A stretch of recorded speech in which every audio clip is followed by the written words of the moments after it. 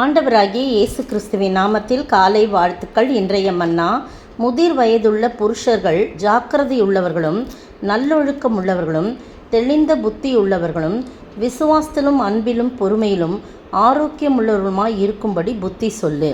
தீத்து 2:2. அப்போஸ்தலனாகிய பவுல் எழுதுகிறாரு, உத்தம குமாரனாகிய தீத்துவுக்கு எழுதுகிறதாவது அப்படின்னு சொல்லி, அதில் பெரியவர்கள் எப்படி இருக்கணும், ஸ்திரீகள் எப்படி இருக்கணும், வாலிபர்கள் எப்படி இருக்கணும் அப்படின்னு சொல்லிட்டு நிறையா ஒவ்வொரு எப்படி விதமான புத்தி சொல்லு அப்படின்னு சொல்லிட்டு இருக்கும்போது, இந்த இடத்துல முதல் வசனம் சொல்லுது 2:1, நீயோ ஆரோக்கியமான உபதேசத்துக்கு ஏற்றவளை பேசு. நீ பேசும்போது எல்லாருக்கும் நல்ல ஆரோக்கியமுள்ள, சத்தான, அவங்களுக்கு பிரயோஜனமுள்ள, அவங்களை பலப்படுத்துகிற அப்படிப்பட்ட ஆரோக்கியமுள்ள வசனங்களை, உபதேசத்தை ஏற்றவைகளை நீ பேசு. ஆனால் முதிர் வயதுள்ள புருஷர்கள் ரொம்ப ஜாக்கிரதை உள்ளவர்களாக இருக்கணும், நல்லொழுக்கம் உள்ளவர்களாக இருக்கணும், தெளிந்த புத்தி உள்ளவர்களாக இருக்கணும், விசுவாசத்திலும் அன்பிலும் பொறுமையிலும் ஆரோக்கியம் உள்ளவர்களாக இருக்கும்படி அவங்களுக்கு நீ புத்தி சொல்லு. முதிர் வயதாயிடுச்சேன்னு சொல்லிட்டு இப்படி இருக்கக்கூடாது. முதிர் வயதிலும் கனித்தந்து பசுமையும் புஷ்டியுமாய் இருப்பார்கள் என்று சொல்லி நம்ம வாசிக்கிறதன் படி முதிர் வயது வரைக்கும் கூட, அப்போ ஆண்டவர் சொல்கிறார், நான் முதிர் வயது வரைக்கும் உன்னை தாங்குவேன், ஏந்துவேன், சுமப்பேன்லாம் சொல்கிறார் இல்லையா. அப்போ முதிர் வயதுன்றது ரொம்ப முக்கியமான வயது. முதியோர் பிள்ளைகளுக்கு கிரீடமாக இருக்கிறாங்க. அப்படி கிரீடமாக இருக்கிறவங்க அவங்க எப்படி இருக்கணும், எல்லாருக்கும் முன்மாதிரியாக இருக்கணும். அதனால் நீ முதிர் வயதுள்ள மற்றவங்களுக்கெல்லாம் ஜாக்கிரதைன்ற வார்த்தை சொல்லப்படல. முதிர் வயதுள்ள புருஷர்கள் ஜாக்கிரதை உள்ளவர்களாக இருக்கணும். எப்படி ஜாக்கிரதையாக இருக்கணும், நல்லொழுக்கம் உள்ளவர்களாக இருக்கணும், தெளிந்த புத்தி உள்ளவர்களாக இருக்கணும், விசுவாசத்திலும் அன்பிலும் பொறுமையிலும் ஆரோக்கியம் உள்ளவர்களாக இருக்கும்படி புத்தி சொல்லு. வயசாயிடுச்சுன்னா சில வேளையில் என்ன ஆயிரும், பொறுமை இல்லாமல் ஆயிரும், பலவிதமான பிரச்சனைகள்லாம் இருக்கும் இல்லை. சின்ன பிள்ளைகளோட குடும்பத்தில் ஒத்து போகாமல் அப்படிலாம் இருப்பாங்க. நான் அவங்களோட இவங்க சிறு வயதினர் ஒத்துப்போக மாட்டாங்க, அவங்க இவங்களோட ஒத்துப்போக மாட்டாங்க, அவங்க பழைய பாரம்பரியத்தை சொல்லுவாங்க, இவங்க கேட்க மாட்டாங்க, இப்படிலாம் நிறைய காரியம் இருக்குது இல்லையா. அதனால் ஒரு குடும்பத்தில் ஒரு அமைதி சமாதானமாக இருக்கணும்னா முதிர் வயதுள்ள புருஷர்கள் ஜாக்கிரதை உள்ளவர்களாக இருக்கணும், அவங்க நல்லொழுக்கம் உள்ளவர்களாக இருக்கணும், தெளிந்த புத்தி உள்ளவர்களாக இருக்கணும், விசுவாசத்திலும் அன்பிலும் பொறுமையிலும் ஆரோக்கியம் உள்ளவர்களுடைய புத்தி சொல்லு. அது மட்டும் இல்லை, பாருங்கள், அப்படியே முதிர் வயதுள்ள ஸ்திரீகளும் அப்படியே பரிசுத்தத்துக்கு ஏற்ற விதமாய் நடக்கிற, அப்படியே ஜாக்கிரதை உள்ளவர்களாக இருக்கணும் அப்படின்றதுக்காக தான் முதிர் வயதுள்ள ஸ்திரீகளை குறித்தும் சொல்லப்பட்டிருக்கு.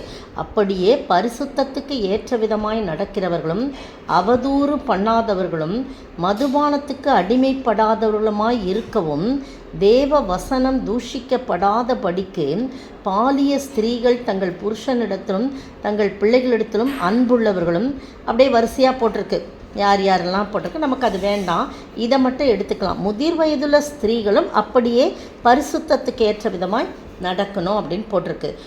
நீங்களும் நானும் ஒருவேளை 60 வயதுக்கு மேற்பட்டவர்கள் இதை கேட்பீர்னு சொன்னால் நம்ம எவ்வளோ ஜாக்கிரதை உள்ளாக இருக்கிறோம். இல்லை 60 வயது எப்படியானாலும் கடந்து வருவோம் இல்லையா.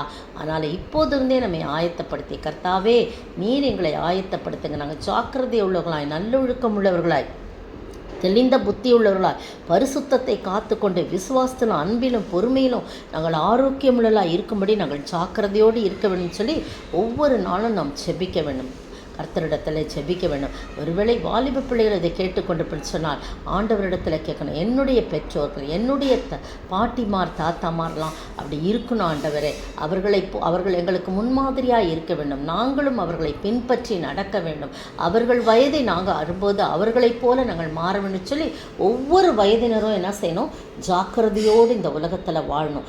எந்த வயசுலேயும் வழுவி போகிறது சர்வசாதாரணமாச்சு. கர்த்தருக்குள்ளே இருந்தால் மட்டும்தான் நம்ம ஸ்ட்ராங்காக இருக்க முடியுமே தவிர, கர்த்தருக்குள்ளே இல்லாமல் ஒரு பேர் கிறிஸ்தவர்களாகவோ பாரம்பரியமாகவோ அப்படி இருந்தோன்னா எந்த வயதில் இருந்தாலும் வழுவி போகிறதுக்கு சான்ஸ் இருக்குது. அதை தான் இந்த அப்போஸ்தலனாகிய பவுல் என்ன சொல்கிறாரு, தீத்துக்கிட்ட நீ போய் ஜாக்கிரதை உள்ளவர்களாக அவங்க இருக்கணும் அப்படின்னு போய் புத்தி சொல்லு. நல்ல ஒழுக்கம் இருக்கணும், வயசாயிடுச்சேன்னு எப்படி வேணாலும் இருக்கக்கூடாது, தெளிந்த புத்தி உள்ளவர்களாக இருக்கணும்னு சொல்லி புத்தி சொல்லுன்னு சொல்கிறார். அப்படிப்பட்ட ஆசீர்வாதத்தை நீங்களும் நானும் பெற்றுக்கொண்டு ஜாக்கிரதையோடு நம்முடைய காரியங்களிலே நம்முடைய வாழ்க்கையிலே நாம் நடக்க ஆண்டவர் தாமே கிருபை செய்வாராக. ஆமென். பிரியமானவனே, உன் ஆத்துமா வாழ்வது போல் நீ எல்லாவற்றிலும் வாழ்ந்து சுகமாயிரு மகனே. பிரியமானவளே, உன் ஆத்துமா வாழ்வது போல் நீ எல்லாவற்றிலும் வாழ்ந்து சுகமாயிரு மகளே. ஸ்தோத்திரிக்கிற ஆண்டவரே, துதிக்கிற ராஜா. கர்த்தாவே, நாங்கள் முதிர் வயது உள்ளவர்களாக இருந்தாலும் வாலிபர்களாக இருந்தாலும் யாராக இருந்தாலும் நாங்கள் வாழ்க்கை வாழும்போது ஜாக்கிரதை உள்ளவர்களாய், நல்லொழுக்கம் உள்ளவர்களாய், தெளிந்த புத்தி உள்ளவர்களாய், விசுவாசத்திலும் அன்பிலும் பொறுமையிலும் பரிசுத்தத்திலும் ஆரோக்கியம் உள்ளவர்களாய் இருக்கிறதிலே ஜாக்கிரதையாய் நடந்து கொள்ள நீர் உதவி செய்ய வேண்டும் என்று கர்த்தரும் மீட்பரும் ராஜாவுமாய் இயேசு கிறிஸ்துவின் விலையேறப்பட்ட நாமத்தில் ஜெபிக்கிறேன் பிதாவே. ஆமேன். நேற்றைய பதில்: தேகத்தை விட்டு பிரிந்து கிறிஸ்துவுடனே கூட இருந்த எனக்கு ஆசையுண்டு, அது அதிக நன்மையாயிருக்கும். பிலிப்பியர் 1:23. இன்றைய கேள்வி: எதுவும் தேவனுடைய செயலே என்று சொல்லப்பட்டுள்ளது. எதுவும் தேவனுடைய செயலே என்று சொல்லப்பட்டுள்ளது.